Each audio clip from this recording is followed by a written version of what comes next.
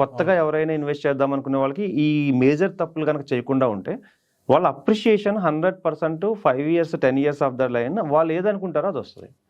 కానీ ఎందుకు వాళ్ళు అనుకున్నంతగా రావట్లేదు అంటే మేజర్ కొన్ని పాయింట్లు చెప్తాను. ఫస్ట్ పాయింట్ ఏంటంటే బ్రోచర్ని చూసుకుని వెంచర్కి తీసేసుకుంటారు. అంటే బ్రోచర్ని తీసుకుని అక్కడ ప్లాట్ కొనేద్దాం అనుకుంటారు. ప్రతి ప్రమోటర్ కూడా బ్రోచర్ చాలా బ్యూటిఫుల్గా తయారు చేస్తారు, చాలా అందంగా తయారు చేస్తారు. సో దాని తర్వాత ఏంటంటే అందులో ఇవి వస్తున్నాయి అవి వస్తున్నాయని ఇవన్నీ చెప్తారు అండ్ లొకేషన్ హైలైట్స్ కూడా పెడతారు. అయితే వీళ్ళకి చాలా మందికి ఏంటంటే అది బ్రోచర్ చదివేసి ఇన్ఫ్లుయెన్స్ అయిన తర్వాత ఇక్కడికి వెళ్ళిన తర్వాత అక్కడికి ఇక్కడికి తేడా ఉంటుంది కంపల్సరీ. సో కాకపోతే లోపలికి వెళ్ళిన తర్వాత చాలా బాగుంది బ్యూటిఫుల్గా ఉందని చెప్పేసి కొనేసుకుంటారు. కానీ కంపేర్ చేసుకోవాల్సింది ఏంటంటే వెళ్ళే దారి ఎలా ఉంది.